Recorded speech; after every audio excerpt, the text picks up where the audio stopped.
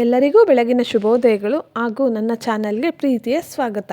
ನಾನು ರಾಣಿ. ಇವತ್ತು ಕನಕಪುರದಲ್ಲಿ ಫೇಮಸ್ ಆಗಿರುವಂಥ ಮಸಾಲೆ ದೋಸೆ ಮಾಡೋದನ್ನ ನೋಡೋಣ ಬನ್ನಿ. ಮಸಾಲೆ ದೋಸೆಗೆ ಬೇಕಾಗಿರುವಂಥ ಕೆಂಪು ಚಟ್ನಿ ಮಾಡ್ಕೊಳ್ಳೋಣ ಬನ್ನಿ. ಮಿಕ್ಸಿ ಜಾರ್ಗೆ 4ರಿಂದ 5 ಬ್ಯಾಡಗೆ ಮೆಣಸಿನ್ಕಾಯಿನ ಬಿಸಿನೀರಲ್ಲಿ ನೆನೆಸಿ ತೊಳೆದಿಟ್ಕೊಂಡಿದ್ದೀನಿ. ತೊಳೆದು ಮಿಕ್ಸಿಗೆ ಹಾಕ್ಕೊಂಡಿದ್ದೀನಿ. ನೆಕ್ಸ್ಟು ಒಂದು ಅರ್ಧ ಗೆಡ್ಡೆ ಬೆಳ್ಳುಳ್ಳಿ ಬಿಡಿಸಿಟ್ಕೊಂಡಿದ್ದೀನಿ. ನೋಡಿ ಹಾಕ್ತಾಯಿದ್ದೀನಿ. ನೆಕ್ಸ್ಟು ಕೊತ್ತಂಬರಿ ಬೀಜ, ಅದು 1ರಿಂದ 1.5 ಸ್ಪೂನು. ಅಂದರೆ ಹಾಕ್ಕೊಳ್ಳೋರು ಹಾಕೋಬೋದು, ಇಲ್ಲ ಸ್ಕಿಪ್ ಮಾಡ್ಬೋದು, ಆದರೆ ಟೇಸ್ಟ್ ಚೆನ್ನಾಗಿರುತ್ತೆ, ಅದಕ್ಕೆ ಹಾಕ್ಕೊಂಡಿದ್ದೀನಿ. ನೆಕ್ಸ್ಟು ಕರಿಬೇವು, ಚಿಗುರು ಇರೋದು ಮಾತ್ರ ಹಾಕ್ಕೊಂಡಿದ್ದೀನಿ ನಾನು ಕರಿಬೇವನ್ನ. ಮತ್ತು ಸ್ವಲ್ಪ ಜೀರಿಗೆ ಹಾಕ್ಕೊಂಡಿದ್ದೀನಿ, ಒಂದು ಅರ್ಧ ಸ್ಪೂನ್ ಹಾಕ್ಕೊಂಡಿದ್ದೀನಿ ಜೀರಿಗೆನ.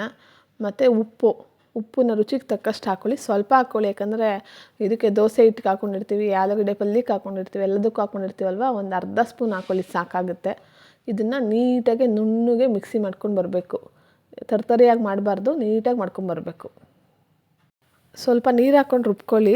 ಬೇಕು ಅಂದರೆ ಒಂಚೂರು ತೆಳ್ಳಗೆ ಮಾಡ್ಕೊಬೋದು. ನಾನು ಗಟ್ಟಿನೇ ಮಾಡ್ಕೊಂಡಿದ್ದೀನಿ. ನೋಡಿ ಎಷ್ಟು ಚೆನ್ನಾಗಿ ಕಲರ್ ಬಂದಿದೆ ಅಲ್ವಾ. ಬನ್ನಿ ಈ ಕಡೆ ಸೈಡಲ್ಲಿ ಆಲೂಗಡ್ಡೆ ಪಲ್ಯ ಮಾಡ್ಕೊಳ್ಳೋಣ. ಆಲೂಗಡ್ಡೆ ಪಲ್ಯಕ್ಕೆ ನಾನೊಂದು ಕುಕ್ಕರಲ್ಲಿ ಸ್ವಲ್ಪ ನೀರು ಹಾಕ್ಕೊಂಡಿದ್ದೀನಿ. 1/4 kgಗಿಂತ ಸ್ವಲ್ಪ ಜಾಸ್ತಿ ಆಲೂಗಡ್ಡೆ ಮತ್ತು ಸ್ವಲ್ಪ ಉಪ್ಪು ಹಾಕ್ಕೊಂಡು 2 ವಿಸಿಲ್ ಕೂಗಿಸ್ಕೊಳ್ಳೋಣ. ಅದು ಚೆನ್ನಾಗಿ ಸ್ಮ್ಯಾಶ್ ಆಗೋ ಥರ ಬೆಂದಿರುತ್ತೆ.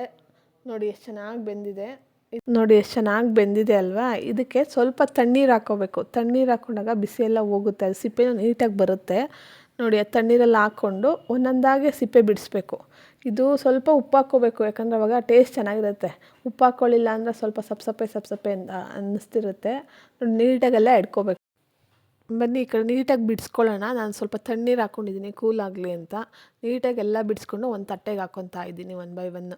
ನೀಟಾಗೆಲ್ಲ ತಟ್ಟೆಗೆ ಹಾಕ್ಕೊಂಡ್ಮೇಲೆ ಒಂಚೂರು ಸ್ಮ್ಯಾಶ್ ಮಾಡಬೇಕು. ಅದನ್ನು ಅರಿಶಿಣದ ಪುಡಿ ಬೇಕು ಅಂದರೆ ಇವಾಗಲೇ ಹಾಕ್ಕೊಳ್ಳಿ, ಇಲ್ಲ ಅಂದರೆ ಪಲ್ಯ ಮಾಡ್ಬೇಕಾದ್ರೆ ಹಾಕ್ಕೊಳ್ಳಿ. ನೀಟಾಗಿ ಅದು ದಪ್ಪ ಇರಬಾರ್ದು, ಫುಲ್ ಸ್ಮ್ಯಾಶ್ ಆಗಬೇಕು. ಆ ಥರ ಸ್ಮ್ಯಾಶ್ ಮಾಡ್ಕೊಳ್ಳಿ ಎಲ್ಲ ನೀವು. ಮಾಡ್ಕೊಂಡಾದ್ಮೇಲೆ ಅದನ್ನು ಸೈಡಿಗೆ ಎತ್ತಿಟ್ಕೊಳ್ಳಿ.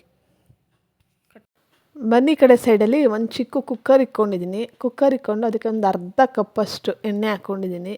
ಎಣ್ಣೆ ಹಾಕ್ಕೊಂಡ್ಮೇಲೆ ಸ್ವಲ್ಪ ಸಾಸಿವೆ ಒಂಚೂರು ಸಿಡಿಲಿ ಚಿಟಪಟ ಅಂತ. ಸಾಸಿವೆ ಸಿಡಿದ್ಮೇಲೆ ಸ್ವಲ್ಪ ಕಡಲೆಬೇಳೆ, ಒಂಚೂರು ಕರಿಬೇವು ಎರಡೂ ಹಾಕ್ಕೊಂಡು ಒಂಚೂರು ಫ್ರೈ ಮಾಡ್ಕೋಬೇಕು. ಅದೊಂಚೂರು ಕೆಂಪಗೆ ಆಗಿದ ತಕ್ಷಣ ಸ್ವಲ್ಪ ಹಸಿಮೆಣ್ಸಿನ್ಕಾಯಿ, ಅಂದರೆ ಒಂಚೂರು ಖಾರದ ಪುಡಿನ ಹಾಕ್ಕೊಂಡಿದ್ದೀನಿ, ಹಂಗಾಗಿ ಸ್ವಲ್ಪ ಹಸಿಮೆಣ್ಸಿನ್ಕಾಯಿ ಹಾಕೋತಾ ಇದ್ದೀನಿ. ನೋಡಿ ಇಲ್ಲಿ ಚೂರು ಫ್ರೈ ಆಗಲಿ. ಇದಕ್ಕೆ ಒಂದು 4 ಹಸಿಮೆಣ್ಸಿನ್ಕಾಯಿ ಉದ್ದುದಾಗಿ ಹಾಕ್ಕೊಂಡಿದ್ದೀನಿ. ನೋಡಿ ಇದು ಚೆನ್ನಾಗಿ ಒಂಚೂರು ಫ್ರೈ ಆಗಬೇಕು ಎಣ್ಣೆಯಲ್ಲಿ. ನೀಟಾಗಿ ಫ್ರೈ ಆದರೆ ಸ್ವಲ್ಪ ಖಾರ ಕಮ್ಮಿ ಆಗುತ್ತೆ. ನೆಕ್ಸ್ಟ್ ಇದಕ್ಕೆ ಒಂದು 3 ಈರುಳ್ಳಿ ಉದ್ದುದ್ದ ಹಚ್ಚಿಟ್ಕೊಂಡಿದ್ದೀನಿ. ದಪ್ಪದಾದರೆ ಒಂದು 2 ತೊಗೊಳ್ಳಿ, ನಾನು ಸಣ್ಣ ಇರೋದ್ರಿಂದ ಒಂದು 3 ಈರುಳ್ಳಿ ತೊಗೊಂಡಿದ್ದೀನಿ. ನೆಕ್ಸ್ಟ್ ಸ್ವಲ್ಪ ಹಸಿ ಬಟಾಣಿ 1 ಕಪ್ಪಷ್ಟು ಹಾಕ್ಕೊಂಡಿದ್ದೀನಿ. ಹಾಕ್ಕೊಂಡು ಚೆನ್ನಾಗಿ ಎಲ್ಲ ಎಣ್ಣೆಲಿ ಫ್ರೈ ಮಾಡ್ಕೋಬೇಕು. ಎಲ್ಲ ಎಣ್ಣೆಲಿ ನೀಟಾಗಿ ಫ್ರೈ ಮಾಡ್ಕೊಂಡ್ಮೇಲೆ ಒಂದು ಟೊಮೊಟೊ ಹಾಕ್ಕೊಂಡಿದ್ದೀನಿ. ನೋಡಿ ಉದ್ದುದ್ದ ಹಾಕ್ಕೊಂಡಿದ್ದೆ, ಚೆನ್ನಾಗಿ ಸ್ಮ್ಯಾಶ್ ಆಗಬೇಕು. ಅದಾದಮೇಲೆ ಅದಕ್ಕೊಂಚೂರು ಕೊತ್ತಂಬರಿ ಸೊಪ್ಪು ಹಚ್ಚಿಟ್ಕೊಂಡಿದ್ದೆ, ಅದನ್ನು ಹಾಕ್ಕೊಂಡಿದ್ದೀನಿ. ಅದ್ರ ಜೊತೆಗೆ ಸ್ವಲ್ಪ ಖಾರದ ಪುಡಿ, ಬೇಳೆ ಸಾಂಬಾರು ಪುಡಿ ಇದೆಯಲ್ವ, ಅದನ್ನು ಸ್ವಲ್ಪ ಹಾಕ್ಕೊಂಡಿದ್ದೀನಿ. ಸ್ವಲ್ಪ ಅರಿಶಿಣದ ಪುಡಿ ಹಾಕ್ಕೊಂಡಿದ್ದೀನಿ.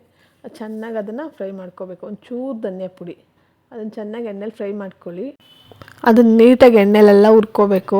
ನೀಟಾಗಿ ಹುರ್ಕೊಂಡಾದ್ಮೇಲೆ ಚೆನ್ನಾಗಿ ಅದು ಟೊಮೆಟೊ ಎಲ್ಲ ಚೆನ್ನಾಗಿ ಸ್ಮ್ಯಾಶ್ ಆಗಬೇಕು. ಅದೊಂಚೂರು ಇರಬಾರ್ದು ದಪ್ಪ.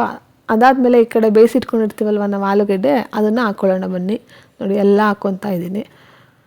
ಪೂರ್ತಿ ಎಲ್ಲ ಹಾಕ್ಕೊಂಡಾದ್ಮೇಲೆ ಅದನ್ನು ನೀಟಾಗೆ ಎಲ್ಲ ಮಿಕ್ಸ್ ಮಾಡಬೇಕು. ಪೂರ್ತಿ ಕೆಳಗಡೆ ಪಲ್ಯ ಎಲ್ಲ ಇದೆಯಲ್ವ, ಅದನ್ನೆಲ್ಲ ನೀಟಾಗಿ ಬೇಲ್ ಬರುವಂತೆ ಎಲ್ಲ ಮಿಕ್ಸ್ ಮಾಡ್ಕೊಳ್ಳಿ. ಅದು ಒಂದು 5 ನಿಮಿಷ ಬೇಯಿಸಿದ್ರೆ ಪಲ್ಯ ರೆಡಿ ಆಗುತ್ತೆ. ಜಾಸ್ತಿ ಹೊತ್ತೇನು ಬೇಯಿಸಬಾರ್ದು. ಈಗ ಆಲೂಗಡ್ಡೆ ಪಲ್ಯ ರೆಡಿ ಆಯಿತು. ಈ ಕಡೆ ಬನ್ನಿ, ಈ ಕಡೆ ದೋಸೆ ಹಿಟ್ಟು ಬ್ಯಾಟರ್ ರೆಡಿ ಮಾಡಿ ಇಟ್ಕೊಂಡಿದ್ದೀನಿ. ನೋಡಿ ಇಲ್ಲಿ ಇದಕ್ಕೆ ಸ್ವಲ್ಪ ಉಪ್ಪಾಗಿ ಕಲಿಸ್ಕೊಂಡಿದ್ದೀನಿ ಅಷ್ಟೇ, ಬೇರೆ ಏನೂ ಹಾಕಿಲ್ಲ. ಈ ಕಡೆ ಹಂಚು ಕಾಯಕ್ಕೆ ಇಟ್ಕೊಂಡಿದ್ದೀನಿ. ನೋಡಿ ಇಲ್ಲಿ ಹಂಚು ಕಾದಿದೆ, ಚೆನ್ನಾಗಿ ಕಾಯಬೇಕು. ಮೀಡಿಯಮಲ್ಲಿ ಇಟ್ಕೋಬೇಕು ಸ್ಟವ್ನ. ನೋಡಿ ಇಲ್ಲಿ ದೋಸೆ ಹಾಕ್ತಾಯಿದ್ದೀನಿ. ನಾನು ಚಿಕ್ಕದಾಗೆ ಹಾಕ್ಕೊಂಡಿದ್ದೀನಿ, ದೊಡ್ಡದಾಗೇನು ಹಾಕ್ಕೊಂಡಿಲ್ಲ. ನೋಡಿ ಇಲ್ಲಿ ಅದು ಪೂರ್ತಿ ಎಲ್ಲ ಒಂದೇ ಸಮ ಬರಬೇಕು, ಹಂಗೆ ಹಾಕ್ಕೊಳ್ಳಿ.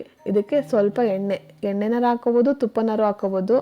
ನಾನು ಎಣ್ಣೆ ಹಾಕ್ಕೋತಾ ಇದ್ದೀನಿ. ನೋಡಿ ಇಲ್ಲಿ 1 ಸ್ಪೂನ್ ಎಣ್ಣೆ ಹಾಕ್ಕೊಂಡಿದ್ದೀನಿ.